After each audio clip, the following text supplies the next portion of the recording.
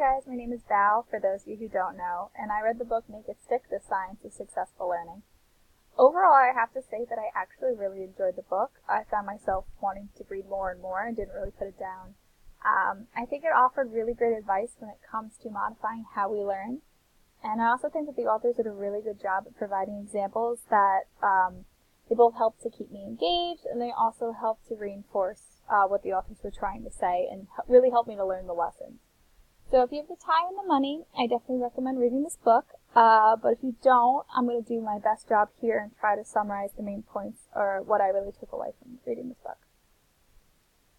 So Chapter 1 serves as the brief summary of the overall novel. So if you don't have enough time to read the whole book, I definitely recommend reading Chapter 1 because it serves the best overview of the recommended strategies that the authors suggest.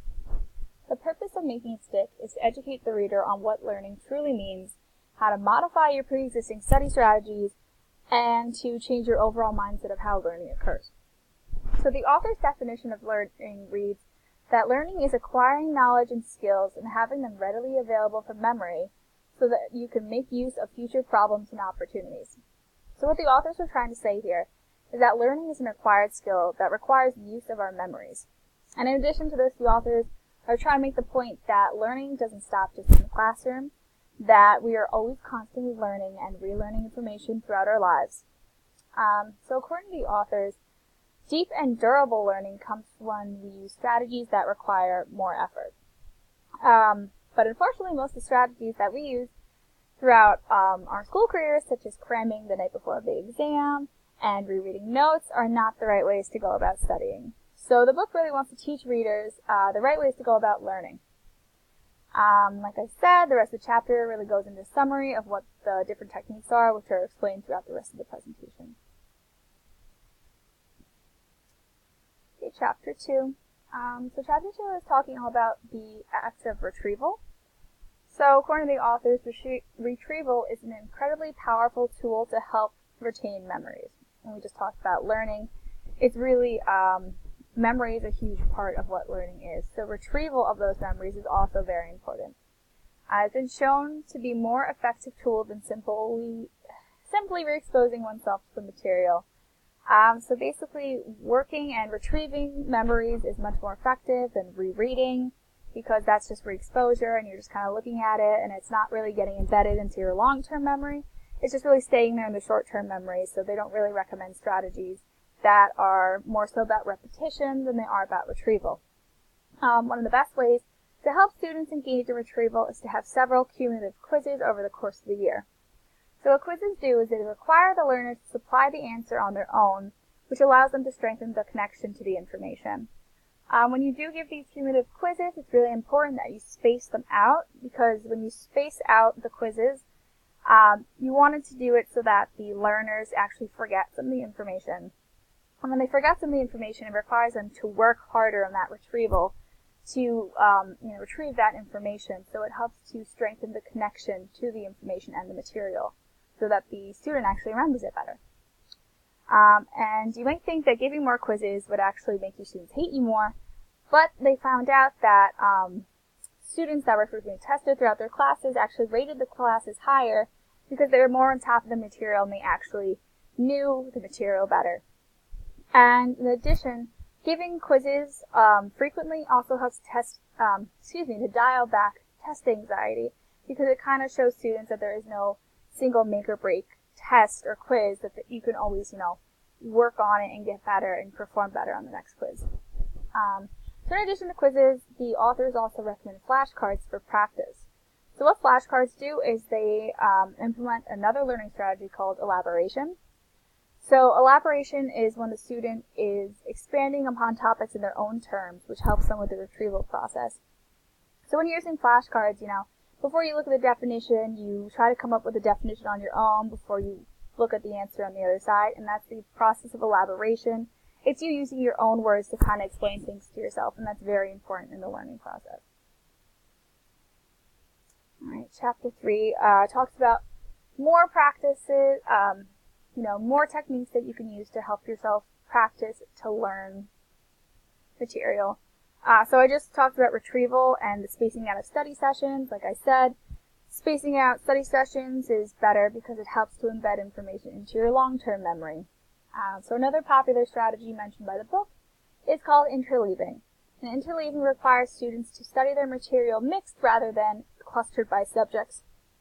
So for example, just because I'm a science person, if you're studying, let's say, the respiratory system and circulatory system, so instead of studying them each individually, you want to do practice problems all mixed together. So when you do this, mixed kind of learning, it helps you to combine the topics. It'll help you to better assess the content and discriminate between the problems. So, because when you take a test, it's not separated by subject. Everything's mixed together. So it kind of helps you practice all these different types of questions in different orders. And this may be a slower way of learning initially, but it actually results in better long-term learning. And then the last point here, the familiarity trap. So I think this is something we've all experienced when we're studying. You'll be studying for a quiz and you'll be going over the information so many times that there's some subjects that you might actually skip and not really look over as much. And so these are shortcuts that we take when we're self-quizzing. And we have to try to avoid those because another important part of learning is to have discipline. And I'll talk about discipline a little bit later. But that's also a really important part of learning. Okay, chapter 4. It is entitled Embrace Difficulties, and that's kind of exactly what it does. It talks about that learning is not meaningful unless it requires effort. So when learning is difficult or requires more effort, it requires the learner to reconstruct the material from their long-term memory. So like we said with retrieval, that makes them work harder, and it makes the information stick more. So if you're doing something like rereading, that's, all the information is just staying in your short-term memory because it's right there. You're just reading it. You're not actually learning it for the long run. It's just staying in that short-term memory, so it's not actually being embedded into your repertoire.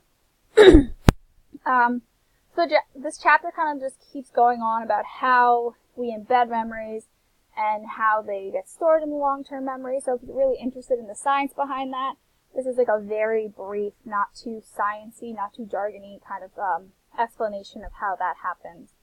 And I think this one lesson's really important because when you think about it, things in life that are easy don't really mean much. They're, it's like instant gratification. It's not really like worthwhile. But when you really work for something and it's hard, it's so much more worthwhile and it's also so much more memorable. Excuse me. So chapter 5 is entitled Avoid the Illusions of Knowing. And I know it sounds really interesting, but I don't really take away too much from chapter 5. They talk about that there's 2 different systems of knowing, which was okay. It wasn't really that interesting. The only thing that I really enjoyed reading about was about our memories. So as human beings, we have this strong urge to resolve ambiguity in our lives, and we strive to fit all the events that happen in our lives into a cohesive story that makes sense to the circumstances. And sometimes we change and reorganize our memories in order to have them better fit with what we believe to be correct. And so basically what the chapter is saying is that we have to be really careful when it comes to what we do remember, because sometimes we don't remember things exactly as how they happened. And then the last bullet is talking about the illusion of knowing, which is basically, this is also pretty important, it's basically saying that sometimes we think we know things, but we don't know them. And then sometimes there's things we don't even know that we don't know. So an important way to avoid the illusion of knowing is by doing these self-quizzes or doing quizzes, because it really teaches students what they know versus what they don't know and what they need to work on in the future in order to improve themselves. Okay. So chapter 6 talks about learning styles. I think we've all kind of heard about learning styles. We've, learned about them. And this book kind of says that there's no actual evidence to back up what learning styles are. So a lot of us have been taught that there are learning styles and that each student benefits from different learning styles and everyone fits into one category. So the authors are claiming that this is really dangerous thinking because when we think that we have one particular learning style, it closes us off from learning and listening when a teacher presents information in a form of learning style that's different from the one that we prefer. And so, therefore, it's really important to kind of steer your students away from this idea that they only benefit from one style of learning. So yes, everyone does have a preferred way, but it doesn't mean that you're incapable of learning when a different way is presented to you. What's the most important thing about learning styles is that the mode of teaching best benefits the material. So, if you're teaching about, I don't know, geometry, you can use like physical models of different shapes. That makes sense, and that'll benefit everyone because it's relevant to the subject. But the author does actually go into talk about different theories of intelligence, so that's more important than learning styles. There's like three, I think, different schools of intelligence, and then they each have their own different categories. So you can read about that. And what the authors really want you to take away from this section is that the most important thing about learning is that you try to do it for yourself. You want to try to be engaging in active learning where you are taking an active role in your own education, or your students should be taking an active role and participating and trying to learn for themselves. And so you can take charge of your own learning, or your students take charge of their own learning.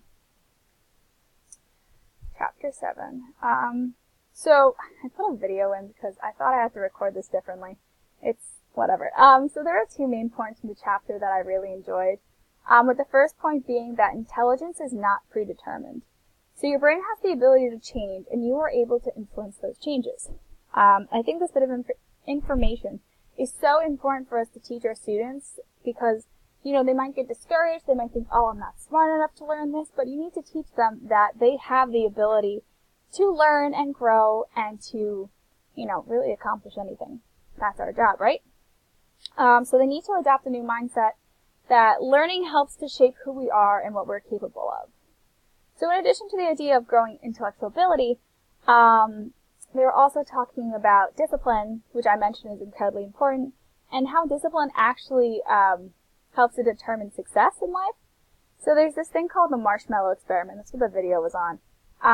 And so researchers leave a child in a room with nothing but a marshmallow sitting in front of them. The researchers say to the children, you can eat the marshmallow now, or you can wait 10 minutes, and I can give you 2 marshmallows. And it's really funny to see these kids' reactions. They're like, staring at the marshmallow, trying to look away. And so basically the moral of this research is that only 1/3 of the participants will refrain from eating the marshmallows.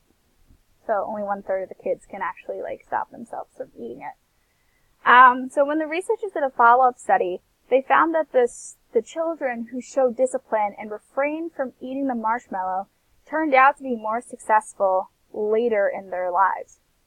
So it kind of goes to show that discipline is so important when it comes to success, and it also is really important when it comes to learning as well. Okay. Chapter 8 was also kind of like the first chapter in that it was also a summary of everything, and it was kind of providing advice depending on what profession you were going into and how to take the lessons from the book and, put them into your future career. So, for all of my teachers, I wanted to share the tips that the book provided for us. So the first category was to explain to students how learning works. Some kind of difficulties during learning help to make the learning stronger and better remembered.